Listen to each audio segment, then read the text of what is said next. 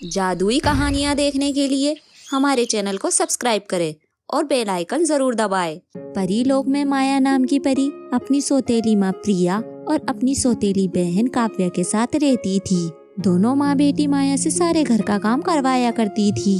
बेचारी माया को पूरे दिन सारे घर का काम करना पड़ता था और फिर रात को उसको घर के बाहर ही सोना पड़ता था। प्रिया और काव्या माया को बिल्कुल भी पसंद नहीं करती थी। फिर एक दिन माया की सौतेली माँ उसके सामने जली हुई ड्रेस लेकर खड़ी होती है और उसे डांटते हुए बोलती है, माया ये तुमने क्या किया? मेरी ड्रेस जला दी। तुम्हारी इतनी हिम्मत कैसे हुई इसे जलाने की?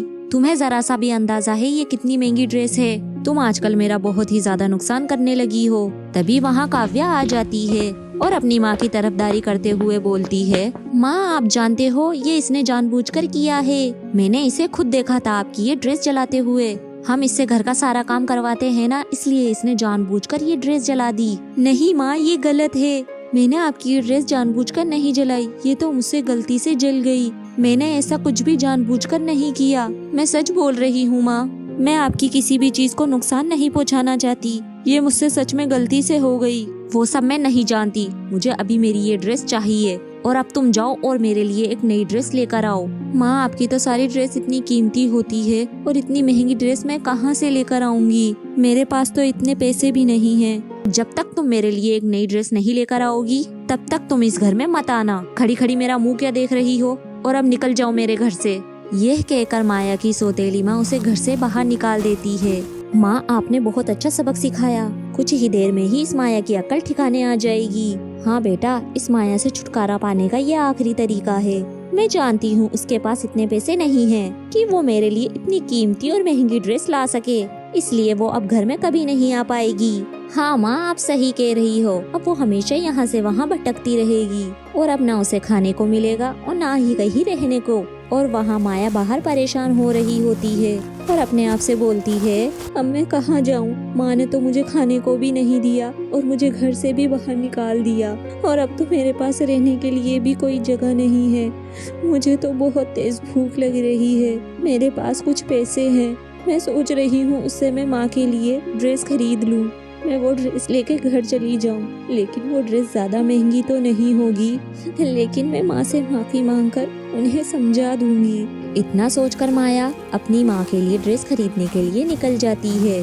तभी रास्ते में उसे सोनपरी मिलती है। माया सोनपरी को देखकर वहीं रुक जाती है। क्या बात है, तुम ऐसे उदास क्यों खड़ी हो?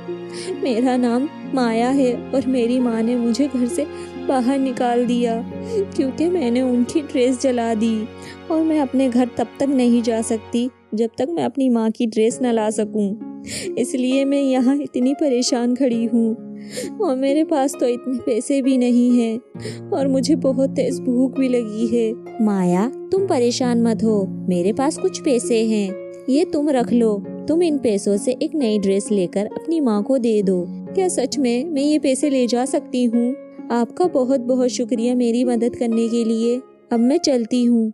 माया परी से पैसे लेकर वहाँ से चली जाती है।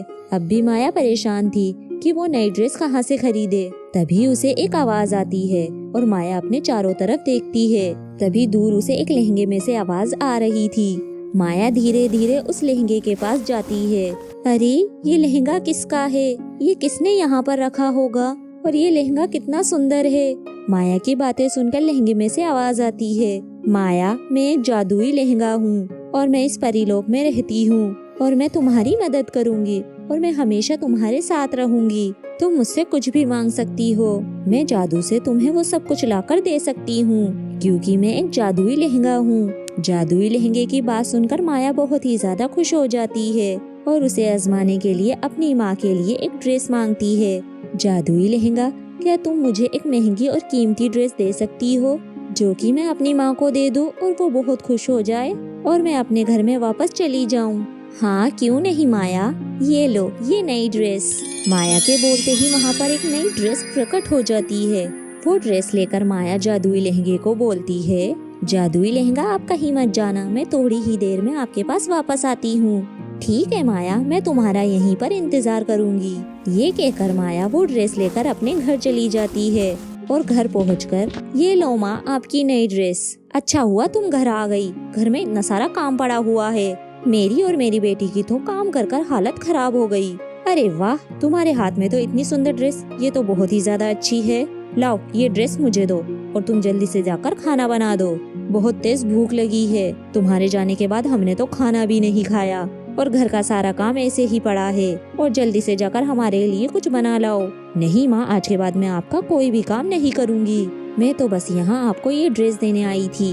मैं बचपन से लेकर आज तक आपकी सेवा करती आई हूँ और आप लोगों ने मुझे तकलीफ के सिवा आज तक कुछ नहीं दिया। पर अब मुझे आपके साथ की कोई जरूरत नहीं है। मैं जा रही हूँ यहाँ से हमेशा के लिए। ये कहकर माया वहाँ से चली जाती है और जादुई लहंगे के साथ एक आलीशान महल में रहने लगती है। और अब माया बहुत ही ज्यादा खुश रहने लगती है और वो अपने जैसी परियों और गरीबों की मदद करती है। और वहीं दूसरी ओर उसकी सौतेली माँ और सौतेली बहन को माया के जाने के बाद अपनी गलती का एहसास हो जाता है और उसके बाद जादुई लहंगा और माया हंसी खुशी से एक साथ रहने लगते हैं। अगर आपको हमारी कहानी अच्छी लगी हो तो वीडियो को लाइक करें और चैनल को सब्सक्राइब करें।